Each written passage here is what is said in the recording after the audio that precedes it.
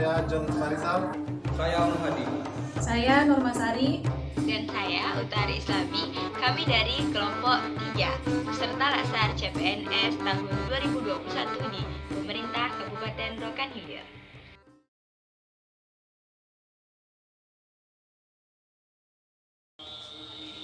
Assalamualaikum warahmatullahi wabarakatuh. Berbicara mengenai anti korupsi, erat hubungannya dengan keuangan dan aset negara. Nah, kali ini kami akan mewawancarai salah satu petugas ataupun ASN yang bekerja di bidang keuangan ataupun aset negara. Selamat menyaksikan. Silakan masuk.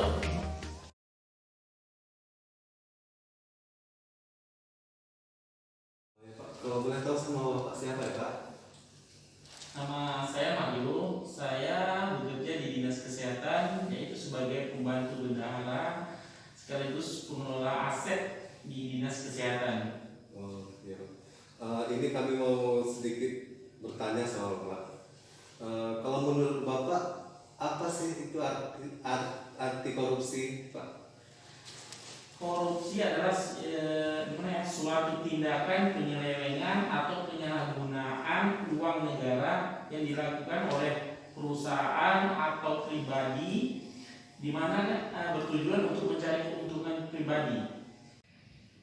Menurut Bapak, dampak apa yang akan muncul jika terjadi korupsi di bidang pekerjaan yang sedang Bapak pegang saat ini, Pak? Dampak korupsi yang bagi instansi terutama dinas kesehatan ya saat ini ya, di mana korupsi ini telah nampaknya salah satunya itu merugikan keuangan negara yang berakibat rendahnya perekonomian dan menghambat pembangunan nasional. Salah satu yang sedangkan bagi instansi sendiri timbulnya semangat kerja yang kurang karena hanya berfokus kepada uang dan mencari keuntungan sepihak. Jadi sangat berdampak bagi instansi ini jika terjadi korupsi, di mana yang pertama pekerjaan menurun hanya berfokus pada uang dan kekompakan tim menjadi tidak solid lagi. Mungkin itu yang bisa saya gambarkan untuk dampaknya bagi dinas kesehatan. Baik, Pak. Terima kasih, Pak ya. Iya. Mungkin pertanyaan terakhir ya Pak ya. Ini terkait kan Bapak kan salah satu tim keuangan dan bendahara aset kan Pak kan. Nah, kira-kira kiat-kiat apa yang Bapak lakukan supaya pekerjaan Bapak ini itu tidak terjerumus ke tindak korupsi Pak gitu. Di sini saya sebagai PNS dan adik-adik juga sebagai PNS calon PNS ya, dan sekarang statusnya PNS. Di mana sebenarnya menurut pendapat pribadi saya, di mana PNS seharusnya memiliki akhlak dan budi pekerti yang baik, profesionalisme dan bertanggung jawab dalam menyelenggarakan tugas pemerintahan serta bersih dari korupsi, kolusi dan nepotisme.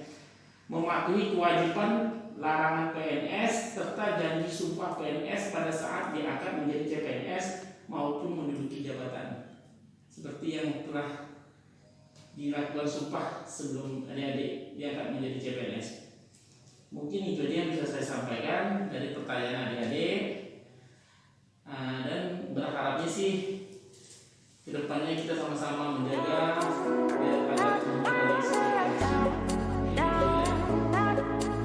saya ini ya, dan sekaligus saya yang lain. Assalamualaikum warahmatullahi wabarakatuh. Waalaikumsalam warahmatullahi wabarakatuh. Terima kasih atas waktunya Pak ya.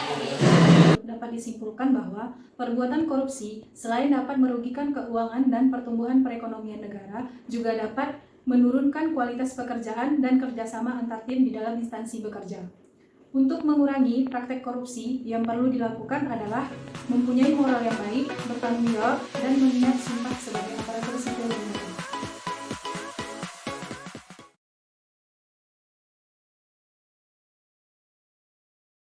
Baik, Ibu.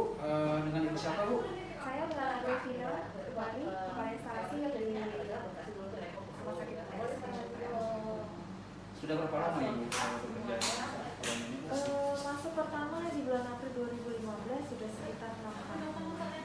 Baik, Ibu. Kami Ya.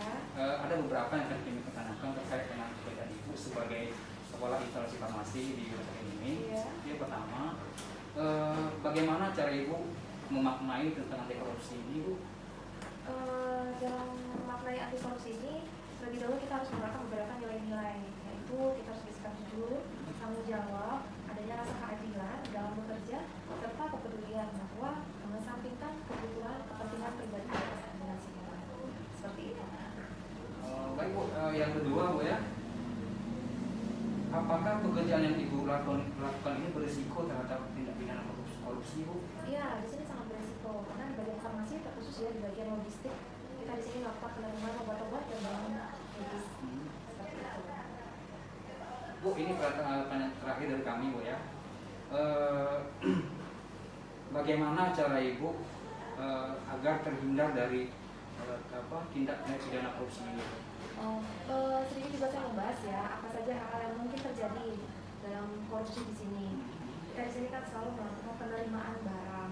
Nah, jadi untuk mencegah itu saya selalu menyesuaikan setiap penerimaan barang yang ada sesuai dengan faktur jumlahnya. Setelah itu dalam pembelanjaan baik obat maupun bahan medis kita berusaha untuk membeli dengan tidak ada melakukan markup harga.